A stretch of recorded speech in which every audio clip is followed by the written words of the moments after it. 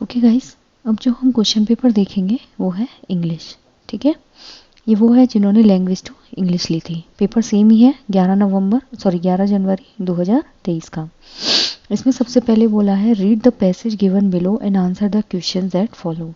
The world travel and tourism council यानी कि WTTC and the United Nation environment programme UNEP have launched a major new report. उन्होंने एक नई report जारी की है addressing the complex issue of single use plastic.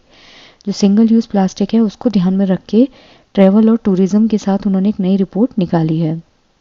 The report is the first step to mapping single use plastic product across the travel and tourism value chain. ये report निकालने का जो निकाला है इन्होंने वो एक पहली स्टेप है। किस चीज़ के लिए? मैपिंग करने के लिए सिंगल यूज प्लास्टिक प्रोडक्ट्स को, जो ट्रैवल और टूरिज्म डिपार्टमेंट में सबसे ज़्यादा यूज़ होती है। Value chain identifying hotspot for environmental leakage, ऐसे हॉटस्पॉट मालूम करना जहाँ पे सबसे ज़्यादा यूज़ होती है और जो एनवायरमेंट को हार्म कर रहा है। And providing practical and strategic recommendation for business and policy makers. ये क्या करेंगे, जब रिपोर्ट निकलेगी तो हम कुछ पॉलिसीज़ बनाएंगे, ठीक है, कुछ रिकमेंडेशंस देंगे, किसको? पॉलिसी मेकर्स को। It is intended to help stake holders to take collective step towards the coordinated action and policies that drive a shift towards reduce reuse model in line with the circulatory principle। ये ध्यान दिया जा रहा है कि जो stake holders हैं वो हेल्प करें कलेक्टिव स्टेप्स लेने में, किस प्रोसेस की तरफ? Reduce and reuse. सबसे कम प्लास्टिक यूज़ करो और यूज़ कर भी रहे हो तो उसको रीयूज़ करो। ये कोऑर्डिनेटेड एक्शन होगा, एक कोलैबोरेटिव स्टेप होगी पॉलिसीज़ के बीच में, जो टूरिज्म और ट्रैवल वाले हैं उनके बीच में, as well as current and future waste infrastructure. ठीक है, ये किस में हेल्प करेगा? आपके फ्यूचर को सिक्योर करने में और जो करंट सिचुएशन चल रही है उसको कम करने में। The reports recommendations include redefining unnecessary single use plastic product in the context of one's own business, giving contractual preference to suppliers of reusable products. जो रिपोर्ट है वो रिकमेंड करती है कि जो redefine unnecessary single use plastic है, मतलब जो आप यूज़ नहीं कर रहे हैं उन प्रोडक्ट्स को एक बिजनेस में लगा दिया जाए, ठीक है, और सप्लायर जो है उनको वो रीयूजेबल प्लास्टिक यूज़ करने के लिए बोला जाए। Proactively planning procedure that avoid a return to single use plastic product in the event of disease outbreaks. इससे क्या होगा, जो बीमारियां होती हैं, क्योंकि प्लास्टिक गलता नहीं है, बीमारियां क्या होंगी? कम हो जाएंगी। Supporting research innovation in the product design and service model that decrease the use of plastic item. हम क्या करेंगे? रिसर्च को सपोर्ट करेंगे, इनोवेशंस करेंगे, प्रोडक्ट्स को डिज़ाइन करेंगे जिसकी वजह से सिंगल यूज़ प्लास्टिक जो है वो कम हो जाए। रिवाइज करेंगे किसको? पॉलिसीज़ को। क्वालिटी स्टैंडर्ड सेट करेंगे, वेस्ट रिडक्शन जो है उसको रीयूज़ करेंगे और माइंड में ये चीज़ हम सर्कुलेटेड मोशन में रखेंगे। जो कोविड-19 पेंडेमिक हैज़ एक्सीलरेटेड, उसने गति दी थी सस्टेनेबिलिटी एजेंडा को बिजनेस और पॉलिसी मेकर्स के साथ, now putting an even stronger focus on it. क्योंकि कोविड-19 में क्या हुआ था, लोग घर से बाहर नहीं निकल रहे थे तो प्लास्टिक जो है वो कम यूज़ हो रहा था।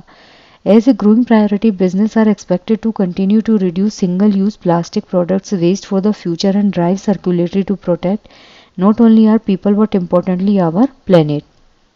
एक जो ग्रोइंग प्रायोरिटी बिजनेस है उसके तौर पर ये एक्सपेक्ट किया जाता है कि जो सिंगल यूज प्लास्टिक है उसको रिड्यूस किया जा सके फ्यूचर के लिए और इन्हें सर्कुलेटरी ड्राइव कर सकें आप, सिर्फ लोगों को प्रोटेक्ट करने के लिए नहीं बल्कि प्लेनेट को भी प्रोटेक्ट किया जा सके। It is also becoming clear that consumers are making more conscious choices and increasingly supporting business with sustainability in mind. ये भी एक क्लियर थॉट लिया जा रहा है कि जो कंज्यूमर्स हैं वो चॉइसेस कैसी रख सकें, कॉन्शियस, और इंक्रीज कर सके सपोर्टिंग बिजनेस को माइंड में एक सस्टेनेबिलिटी के साथ। जो सिंगल यूज प्लास्टिक प्रोडक्ट होते हैं वो एक थ्रेट होता है एनवायरनमेंट को और जो ह्यूमन हेल्थ होती है उसको, बिना किसी जानबूझ के एफर्ट के across the sector. Travel and tourism can and will contribute significantly to the issue. जो ट्रैवल और टूरिज्म है यही एक ऐसा सेक्टर है जो कि हमारी हेल्प कर सकता है इस इशू को रिजॉल्व करने में। COVID-19 pandemic has had both negative and positive impact on single-use plastic pollution। जो कोविड-19 था उसका पॉजिटिव इम्पैक्ट भी था और नेगेटिव इम्पैक्ट भी था। The demand for single use plastic item has increased with safety being a high concern among tourist and take away service being on the rise. जो single use plastic है उसकी demand बहुत high हो गई है, safety standards को ध्यान में रखा जा रहा है, लेकिन जो टूरिस्ट डिपार्टमेंट है उनको इस चीज़ में एक इम्प्रूवमेंट लाना पड़ेगा। So the first question is, what is the first step to mapping single use plastic products means to? जो हमने सिंगल यूज प्लास्टिक का मैपिंग किया था उसका पहला स्टेप जो है वो क्या है, क्यों की गई थी ये? इशू को सॉल्व करने के लिए, इशू का सर्वे करने के लिए, annihilate the issue and barricade the issue. Issue जो है उसका सर्वे करने के लिए मैपिंग ऑफ प्लास्टिक की गई थी, ठीक है। So the option 2 is correct. Which of the following statement doesn't hold true to complete the statement? The report advocates encouraging suppliers of reusable products, encouraging innovative model that reduce use of plastic articles, allowing use of plastic items in the time of disease outbreak, revisiting and amending policies and quality standard. इसका जो correct answer होगा that is your option number 3। जो पूरा statement है, ठीक है, ये the report advocates, ये जो स्टेटमेंट है वो किस चीज़ को होल्ड नहीं करता है? जो रिपोर्ट है वो कहती है कि जो रीयूजेबल प्रोडक्ट्स हैं उनके सप्लायर्स को आप एनकरेज करो। जो कंपनियां रीयूजेबल प्रोडक्ट्स बनाती हैं उनको बेसिकली आप एनकरेज करो। इनोवेटिव जो मॉडल है उसको एनकरेज करो जिससे प्लास्टिक आर्टिकल कम यूज़ हो। रिविजिट करें और अमेंड करें पॉलिसीज़ को, क्वालिटी स्टैंडर्ड्स को, मतलब बीच बीच में उनको रिवाइज करते रहें। और प्लास्टिक आइटम को यूज़ करना अलाउ करें डिजीज आउटब्रेक के लिए, मतलब जैसे डिजीज फैले तो ये इस चीज को सपोर्ट नहीं करता है। So the option 3 is correct, incorrect. Next है the pandemic has accelerated the sustainability agenda. The word accelerated means जो पेंडेमिक है उसने गति दी थी एक सस्टेनेबिलिटी एजेंडा को। तो एक्सीलरेशन का मतलब यहाँ पे क्या है? एक्सपीडेटेड, मोटिवेटेड, डुंडल्ड एंड रिसीडेड। इसका जो करेक्ट आंसर होगा that is your option number 1। यहाँ पे पूछा है कि जो एक्सीलरेशन है उसका मतलब क्या है? गति देना, और एक्सपीडेट का मतलब होता है गति देना। So the option 1 is correct. Next है question number 124। Which part of speech is the underline word in the following expression dash and increasingly supporting business? जहाँ पे वर्ड के लास्ट में ly लग जाता है ना, वो 80% ही आप मान के चलिए वो क्या होता है? एडवर्ब। और एडवर्ब क्या होते हैं? जो क्रिया की विशेषता बताते हैं, ठीक है। इंक्रीजिंगली सपोर्टिंग बिजनेस, बिजनेस अलग चीज है, सपोर्टिंग मतलब किसी चीज को सपोर्ट करना या मदद करना।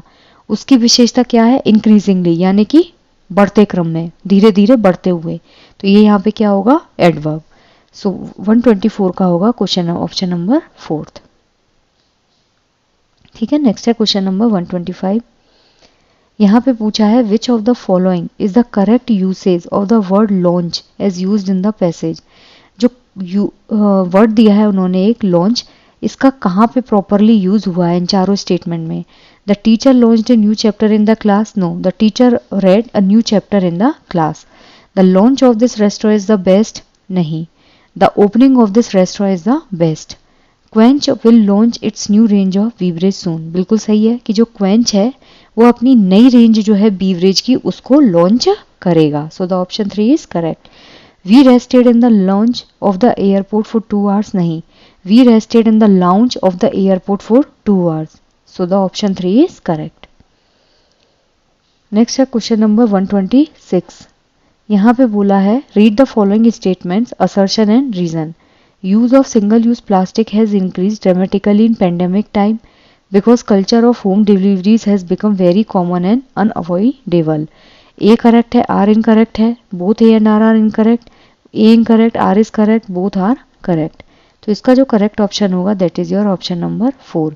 क्योंकि जब कोविड-19 पेंडेमिक हुआ था तो उसमें जो प्लास्टिक यूज़ है वो बहुत ज़्यादा इंक्रीज हुआ था। क्यों? क्योंकि जो होम डिलीवरी का कल्चर था पेंडेमिक में वो बहुत कॉमन और अनअवॉइडेबल, मतलब ऐसी चीज जिसको आप अवॉइड नहीं कर सकते। घरों पे सामान आ रहा था डिलीवर हो के, तो उस केस में प्लास्टिक जो है वो सबसे ज्यादा यूज हो रही थी। नेक्स्ट है which one of the following statement from the passage emphasises the sustainability element in resolving the issue of single use plastic? इनमें से कौन सा ऐसा स्टेटमेंट है पैसेज में जो सस्टेनेबिलिटी को एम्फेसाइज करता है सिंगल यूज प्लास्टिक का इशू रिजॉल्व करने में? Providing practical and strategic recommendation for business and policy makers, help stakeholders take collective steps towards coordinated action and policies, drive circularity to protect not only our people but importantly our planet, consumers are making more conscious choices. तो इसका जो correct answer होगा that is your option number 3, ठीक है। इसने पूछा है किस चीज को एम्फेसाइज करना है, एक सस्टेनेबिलिटी को, जहां पे चीजें रुक जाए, सिंगल यूज प्लास्टिक के इश्यू को सॉल्व करने में। तो जब आप सर्कुलेट मोशन में ड्राइव करते हैं किसी भी चीज को, ठीक है, उसका मेन पर्पस सिर्फ हम लोगों का फ्यूचर सिक्योर करना नहीं है, बल्कि हमारे प्लेनेट को भी बचाना है। So the option 3 is correct. Next है question number 128, which of the following word is opposite, यानी कि यहाँ पे क्या पूछा है, antonym in the meaning to deliberate. Deliberate means होता है जब आप किसी भी चीज को जानबूझ के करते हैं, as used in the passage, calculated, cautious, thoughtless and speechless. जब जानबूझ के कर रहे हैं तो डेलिब्रेट होता है, लेकिन जब थॉटलेस, बिना किसी थिंकिंग के जब आप किसी काम को करते हैं तो वो होता है आपका नेचुरल, यानी कि ऑप्शन नंबर 3 इज करेक्ट। अब है आपका नेक्स्ट क्वेश्चन, ओके, यहाँ पे है आपका न्यू पैसेज, ठीक है। Read the passage given below and answer the questions that follow. All religions and their core teachings are similar. सभी धर्म जो होते हैं और वो जो पढ़ाते हैं वो सेम होता है। They all teach that God is one. सभी धर्मों में सिखाते हैं कि भगवान एक है। The Vedas call it Brahman. जो वेदास हैं वो इसे ब्राह्मण बोलते हैं। They say it निराकार, निर्विकार, निर्गुण, formless, flawless and tendency less. हम अपने भगवान को क्या बोलते हैं कि भगवान निराकार है, निर्विकार है, निर्गुण है, फ्लॉलेस है। The image of the various deities are merely representation of the qualities of the one. जो बहुत सारी deities होती हैं, जितने भी हम लोग हैं, उन सबका जो रिप्रेजेंटेशन होता है वो क्या है, एक ही है। An image can also help in meditating. एक इमेज जो होती है वो ध्यान लगाने में हमारी मदद कर सकती है। जो कुरान है वो इसे बोलती है अल्लाह। It teaches that Allah is the only absolute essence, invisible, formless. जो अल्लाह है वो केवल एब्सोल्यूट एसेंस, इनविजिबल, वो इनविजिबल है और फॉर्मलेस है, मतलब कुछ इमेज नहीं है। क्रिश्चियनिटी जो है वो उसको बोलती है father. Vedas, Quran and Bible preach peace, love and compassion for all creature. ये तीनों ही चीजें क्या बताती है, शांति, प्यार और compassion. None of them advocates mistreating anyone on the basis of caste, religion, creed और रेस। इनमें से कोई भी नहीं सिखाता कि आप लोगों को जाति के नाम पर, धर्म के नाम पर और कलर या कॉम्प्लेक्शन के बेसिस पे किसी को डिमोरलाइज करो या फिर मिसट्रीट करो। Astronauts who have gone to space describe the magnificent oneness they experience when they saw the earth from above. जो एस्ट्रोनॉट्स हैं जो स्पेस में जा चुके हैं, उन्होंने डिस्क्राइब किया, मैग्निफिशिएंट मतलब बहुत ही इनक्रेडिबल सी कोई चीज होती है उसको। They experience when they saw the earth from the above, जब उन्होंने धरती को ऊपर से देखा। How all man made hierarchies look foolish in the grand cosmic play. आदमी के द्वारा बनाई हुई जो भी हिरार्की है वो बहुत फुलिश दिखती है ऊपर से, जो ऊपर वाले ने बनाया हुआ है उसके कंपैरिजन में। Ramakrishna Paramahamsa is said to have embraced Islam for a while. जो रामकृष्ण परमहंस हैं उन्होंने कुछ टाइम के लिए इस्लाम को कबूल किया था। And offered namaz during that period, और उन्होंने इस बीच में नमाज अदा की। Later he also participated Christianity briefly, उन्होंने बाद में क्रिश्चियन धर्म को अपनाया। And is believe to have had a vision of Jesus, और जीसस का विजन जो है उसको जानने की कोशिश की। Then he proclaimed that all religious were same but there was no difference. उन्होंने ये देखा कि जितने भी रिलीजन है वो सेम ही है और कोई डिफरेंस नहीं है। Instigators of religious violence mostly never read the scripture and teaching of great saint. जो इंस्टिगेट करने वाले लोग होते हैं, उकसाने वाले लोग जो होते हैं धर्म के नाम पर, वो कभी भी स्क्रिप्चर को रीड आउट नहीं करते और ना ही उनको ग्रेट संत के द्वारा लिखी हुई बुक का ज्ञान है। Then there were vested interest that benefits of promoting these schemes can only be corrected by understanding. Schemes का मतलब होता है जहां चीजों को लेकर मतभेद हो, तो यहाँ पे जो इंटरेस्ट है उसको कम्प्लीटली वेस्ट किया जाता है और जो बेनिफिट्स होते हैं इस मतभेद को प्रमोट करके आपस में लड़वाया जाता है। This can only be corrected by understanding true religious reaching. अगर आपको अपने धर्म की सही ज्ञान है तो आपको भड़काना आसान नहीं होगा। B loving, helpful, kind and accepting, that's the only way. So according to the writer, the core teaching of all religion are alike, conflicting, diverse and heterogeneous. Obviously सबकी जो core teaching है वो एक है कि सब आपस में प्यार से रहें और सब एक है। According to Vedas, which of the following is not a quality of the one? जो वेदास हैं उनके अकॉर्डिंग निम्न में से कौन सी क्वालिटी नहीं है? अमोर्फस, इमिक्यूलेट, इनविजिबल और टेंडेंसीलेस। ठीक है, अमोर्फस मतलब निराकार जिसकी कोई शेप ना हो, इमिक्यूलेट मतलब बिल्कुल साफ सुथरा। ठीक है, ये क्या होता है, अमोर्फस, निराकार। ये क्या होता है, बिल्कुल साफ सुथरा, इनविजिबल, जो दिखता नहीं है, ठीक है। तो इसका जो करेक्ट आंसर होगा that is your option number 3। Next है what is the magnificent oneness that the astronauts experience. जो एस्ट्रोनॉट ऊपर गए थे स्पेस में, उन्होंने क्या चीज़, इतनी लाजवाब चीज़ जो है वो एक्सपीरियंस की थी। Oneness in all religion, man made distinction are meaningless, baseless violence shouldn't be there, compassion should prevail everywhere. तो इसका जो करेक्ट आंसर होगा that is your option number 2।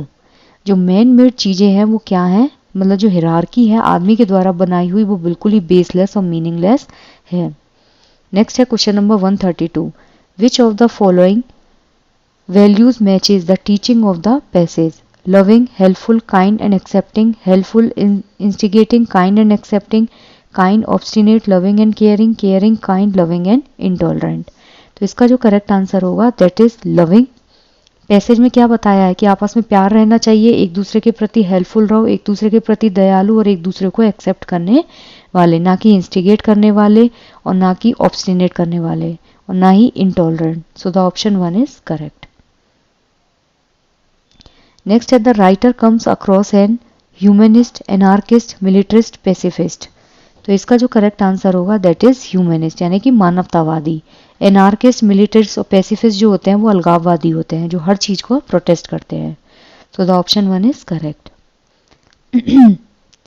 Which part of speech is the underline word in the following sentence? An image can help in meditating. जब आप एक भगवान की किसी भी इमेज को फॉलो करते हैं तो वो आपका ध्यान लगाने में मदद करती है। तो मेडिटेटिंग का मतलब होता है ध्यान लगाना। ध्यान लगाना क्या है? विशेषता है, प्रीपोजिशन है, नाउन है और डिटरमाइनर है। तो इसका जो करेक्ट आंसर होगा that is your option number 3। ध्यान लगाना क्या है? आपका भाववाचक संज्ञा। Basically this is abstract noun. Okay, ना तो ये किसी चीज की विशेषता बता रहा है, ये क्या है? संज्ञा। ओके, नेक्स्ट क्वेश्चन है which of the following sentences uses the word schism? Schism में मतभेद, जहां दो लोगों में किसी भी चीज को लेके मतभेद होता है। तो ये जो चीज है इन चारों सेंटेंसेस में कहाँ पे इनकरेक्टली यूज हुई है? The council met to deal with the schism created by the Arianism, the great schism played out from the fruits perspective, gradually adjusted to the inner schism, and dean nodded his head in schism and the speaker was relieved. तो इसका जो correct answer होगा that is your option number 1। ठीक है, कि जो council है met to deal with schism created by Arianism. एरियनिज्म मतलब जो बहुत सारे लोग होते हैं जो थोड़े अलगाववादी टाइप होते हैं, उनका जो मतभेद उनके द्वारा जो क्रिएट किया गया था मतभेद, उससे काउंसिल जो है उसने डील किया था। यहाँ पे ये चीज इनकरेक्टली यूज हुई है। The great schism played out by fruits perspective, जो फ्रूट का पर्सपेक्टिव था उसने ग्रेट मतभेद को क्रिएट किया था। I adjusted to the inner schism, धीरे धीरे मैंने एडजस्ट किया अपने अंदर जो अंतर्द्वंद चलता है या फिर अंदर जो मतभेद चलता है उससे। डीन ने अपना सर हिलाया था मतभेद में और जो स्पीकर है उसको रिलीव मिला। अब है यहाँ से आपके पेडागोजी के question. The multilingual nature of the Indian classroom must be used as a resource so that every child could.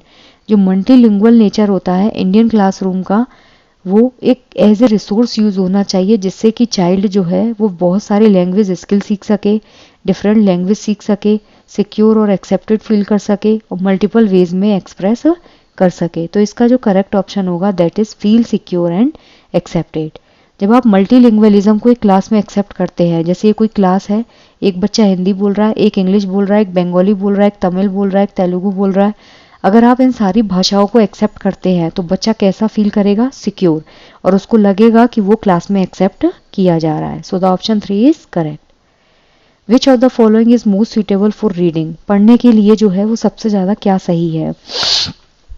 Reading is just decoding symbol, reading is uttering the text correctly, reading is comprehending the text, reading is memorising the spelling in the text.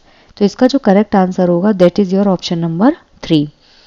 Reading जो है वो सिर्फ जो symbol लिखे हैं उनको decode करना नहीं होता है। यहाँ पे जो ये क्वेश्चन लिखा है आपने सिर्फ इसको पढ़ लिया, ये रीडिंग नहीं है। Reading is uttering the text correctly, अगर आप इसको प्रॉपरली बोल पा रहे हैं that is not reading. Reading is comprehending the text, यहाँ जो ये चीज लिखी हुई है अगर आप इसको समझने में कैपेबल है that is only reading. Reading is memorising, सिर्फ रटना नहीं है कि रूट मेमोराइजेशन कर लिया. So the option 3 is correct. Which of the following is not the technique of extensive reading.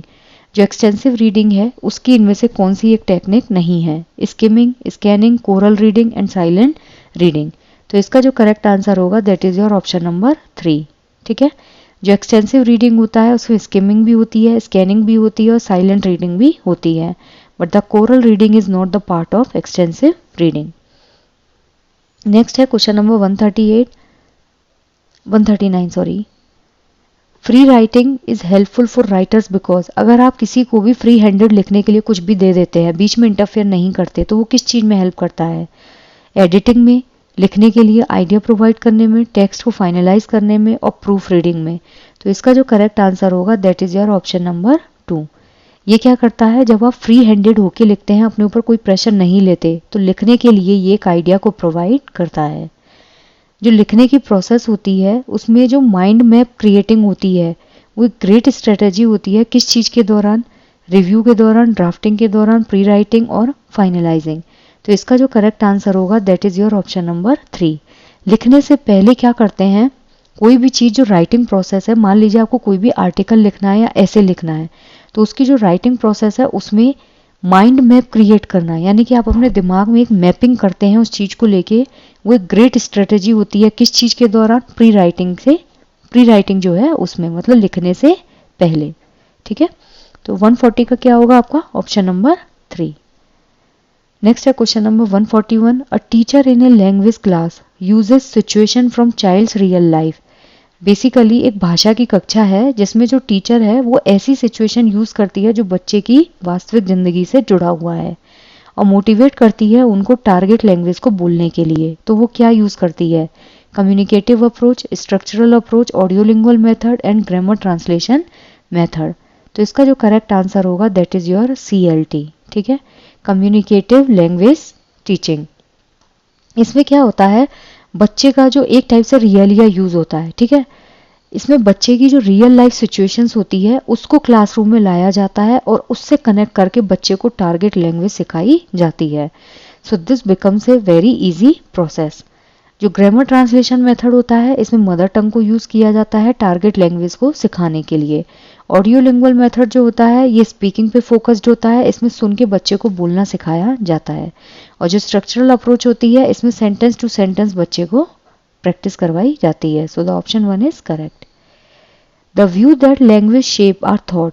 ये जो व्यू है कि जो भाषा है वो हमारे थॉट को शेप देती है. That is the language determine the way we think about and perceive the word related to. जो लैंग्वेज है वो डिटरमाइन करती है कि हम क्या सोचते हैं और हम वर्ल्ड को किस तरीके से देखते हैं. ये किसकी थ्योरी है, linguistic relativity, language socialisation, Stephen Krashen and Sapir Whorf. तो इसका जो करेक्ट आंसर होगा that is your option number 4. जो सैपर-वॉफ हाइपोथेसिस है उन्होंने कहा था कि जो लैंग्वेज होती है वही हमारे विचारों को क्या देती है, एक शेप देती है. इस शेप जो भाषा होती है वही डिटरमाइन करेगी कि हम किस वे में सोचते हैं, हमारे थॉट्स क्या हैं और हम जो संसार है या दुनिया है उसको किस तरीके से देखना चाहते हैं. सो the option 4 is correct. A teacher believes that Hanuman learn language in the same way as other skills and abilities through experience. With which theories does she agree? एक टीचर जो है वो ये मानती है कि जो ह्यूमन है वो लैंग्वेज सीखते हैं उसी तरीके से जैसे वो दूसरी स्किल्स और एबिलिटीज़ को सीखते हैं. और इनको हम सीखते कैसे हैं, एक्सपीरियंस के थ्रू. तो ये कौन सी थ्योरिस्ट है जिसके साथ इनकी थ्योरी अग्री करती है, पियाजे, नाउम चोम्स्की, स्किनर एंड वाइगोत्स्की. तो इसका जो करेक्ट आंसर होगा that is your BF Skinner, option number 3. क्यों, जब आप अनुभव लेते हैं किसी चीज का, BF स्किनर ने क्या कहा था, RS थ्योरी, पहले आप क्या करते हैं, रिस्पॉन्ड करते हैं, तब आपको क्या मिलता है, स्टिमुलस मिलता है. इन्होंने रीइंफोर्समेंट की बात की थी, positive reinforcement and negative reinforcement. तो जो एक टीचर है वो भी ये मानती है कि जो इंसान होता है वो लैंग्वेज तब लर्न कर सकता है, लैंग्वेज आप तब समझ सकते हैं जब आप स्किल्स और एबिलिटीज जो है उनको भी एक्सपीरियंस के थ्रू धीरे धीरे गेन करते हैं. तो same goes with Skinner, option 3 is correct. जो प्री लिंग्विस्टिक स्टेज होती है एक बच्चे की उसको कैरेक्टराइज किया जाता है crying, cooing and babbling, utterance of 1 word, utterance of 2 word and telegraphic speech. तो इसका जो करेक्ट आंसर होगा that is your option number 1। जो प्री लिंग्विस्टिक स्टेज होती है, यानी कि भाषा की सबसे पुरानी जो स्टेज होती है बच्चे की, वो जब बच्चा रोता है, बच्चा कुछ ना कुछ बोलता नहीं है ए करके, और फिर बच्चा बड़बड़ाता है, babbling. So the option 1 is correct. Next है our body posture, gesture and eye gaze are the example of signal, non verbal communication, verbal communication and computer mediated communication. ठीक है, तो इसमें पूछा है कि जो हमारा हैंड जेस्चर होता है, बॉडी जेस्चर होता है, हम आईज जो है उनको घुमा के बात करते हैं, आई कांटेक्ट करते हैं, तो ये किस चीज का एग्जाम्पल है? ये हमारा एग्जाम्पल होता है आपका option number 2, non verbal communication. मतलब जब आप मुंह से नहीं बोल रहे हैं, हम जब साइन लैंग्वेज में बात करते हैं तो हम मुंह से बोलते हैं? नहीं, हम मुंह से नहीं बोलते हैं, हम हैंड जेस्चर यूज करते हैं, आई कांटेक्ट यूज करते हैं, और हम बॉडी का पोस्चर पूरा यूज करते हैं, जिससे कि हम नॉन वर्बली एक दूसरे के साथ कम्युनिकेट कर सकें। तो 145 का होगा आपका ऑप्शन नंबर 2। नेक्स्ट है question number 146। All the languages have a system of rules that helps speaker to combine words and convey meaning. The system of rule is a, सभी जो भाषाएं होती हैं वो एक नियम रखती हैं, हर भाषा का अपना एक नियम होता है, कोई भी भाषा नियम के बिना नहीं होती। ये बोलने वाले को मदद करती है वर्ड्स को कंबाइन करने में, और जो मीनिंग है उसको कन्वे करने में ये मदद करती है। तो नियमों का जो ये सिस्टम है उसे हम क्या बोलते हैं? सिंटैक्स, ग्रामर, सिंबल और सिमेंटिक। इसका जो करेक्ट आंसर होगा that is your option number 2। जितनी भी भाषाएं होती हैं उनका अपना एक नियम होता है, ये बच्चे को हेल्प करता है शब्दों को जोड़ने में और जो मीनिंग है उसको कन्वे करने में। तो ये जो सिस्टम है रूल्स का, इसे हम क्या बोलते हैं? This is called your grammar rule. So the option 2 is correct. A teacher asked the student to sit in pairs. एक टीचर जो है उसने अपने बच्चों से कहा कि दो दो के पेयर में बैठो। ठीक है, she gives them a picture. इसने इन सबको क्या की? एक पिक्चर दे दी। And asked them to share their views with your partner on it. और बोला कि इस पिक्चर को लेके अपने व्यूज शेयर करो, लेकिन अपने पार्टनर से डिस्कस करके। The strategy used by the teacher is peer interaction, group interaction, teacher facilitated teaching and project work. Obviously इसका करेक्ट आंसर क्या होगा? peer interaction। ठीक है, क्यों? क्योंकि दो दो के ग्रुप में बच्चे बैठे हैं, ये बच्चा इसके साथ डिस्कस करेगा, ये इसके साथ करेगा, ये इसके साथ और ये इसके साथ। इस केस में क्या हो रहा है? ना तो ग्रुप इंटरेक्शन है, ना टीचर फैसिलिटेटेड लर्निंग है, ना प्रोजेक्ट वर्क है, बल्कि ये पीयर टीचिंग, पीयर जो स्टडी होती है, peer interaction, that is correct. Dysgraphia is the learning disability that affects. जो डिस्ग्राफिया होता है वो हमेशा लिखने में प्रॉब्लम होती है। Identification of speech sound leading to reading difficulty, नहीं। पढ़ने में जब आप साउंड को डिफिकल्टी फेस करते हैं, आइडेंटिफिकेशन ऑफ स्पीच साउंड, ये होता है आपका डिसलेक्सिया, जहाँ पे आपको फोनेटिक्स क्लियर नहीं होते। मूवमेंट एंड कोऑर्डिनेशन, ये होता है आपका डिस्प्रेक्सिया, जहाँ पे आपके स्थूलगामक कौशल यानी कि gross motor skills and micro motor skills जो हैं उनमें कोऑर्डिनेशन नहीं होता। Hand writing and fine motor skills, obviously ये होगा आपका dysgraphia. So the option 3 is correct. यहाँ पे आपको लिखने में दिक्कत आती है और आपके फाइन मोटर स्किल्स जो होते हैं यानी कि सूक्ष्म गतिक कौशल, जब आप पंजे से लिखते हैं या उंगलियों से लिखते हैं, that is called fine motor skill, जिसमें छोटी मांसपेशियों को यूज किया जाता है। जो कम्युनिकेशन होता है, दिस इज योर अफेजिया, जहां पे आपको कम्युनिकेशन में प्रॉब्लम आती है। नेक्स्ट है in the process of writing approach. लिखने का जो अप्रोच है उसमें ब्रेन स्टॉर्मिंग जो होती है, इनिशिएटिंग राइटिंग को लिखने से पहले हम अपने दिमाग पे जोर डाल के जो एक परफॉर्मर बनाते हैं वो इम्पोर्टेंट होता है, क्योंकि it is a key strategy to revise the draft, it helps in editing, it stimulates thinking, it helps in rewriting. तो इसका जो करेक्ट ऑप्शन होगा वो थिंकिंग जो है उसको स्टिमुलेट करता है। ठीक है, अगर आप किसी भी चीज़ को अपने दिमाग में सोचेंगे ही नहीं तो राइटिंग जो है वो आपकी इनिशिएट नहीं हो पाएगी। So it stimulates thinking in your mind. In speaking skills, जब आप बोलते हैं तो जो मैकेनिक्स होती है लैंग्वेज की वो क्या इंक्लूड करती है? बोलते वक्त क्या ज़्यादा ज़रूरी होता है? Pronunciation, grammar, vocab, written script of word, social and cultural rule of using language, speaking fluently. तो इसका जो करेक्ट आंसर होगा that is your option number 1। जब भी हम बात करते हैं, आप बोलते हैं, तो उसमें प्रोनाउंसिएशन बहुत इंपॉर्टेंट होता है, ग्रामर इंपॉर्टेंट होती है और वोकेबलरी आप कितना ज़्यादा यूज़ कर रहे हैं। अगर आपका प्रोनाउंसिएशन ही प्रॉपर नहीं है, अगर आप मैकेनिक्स सही से बोल ही नहीं पा रहे हैं, ग्रामर आपको पता ही नहीं है कि कहाँ इंडेफिनिट यूज़ करना है, कहाँ इज़ यूज़ करना है, अगर आपकी वोकैब बहुत वीक है, तो ये चीज़ें जो होती हैं इंपॉर्टेंट होती हैं when you communicate and when you speak. So the option 1 is correct. I just hope guys कि आपको ये चीज़ें क्लियर हुई है. अगर किसी भी चीज़ को लेकर आपको डाउट हो तो आप कमेंट्स में पूछ सकते हैं. Thank you.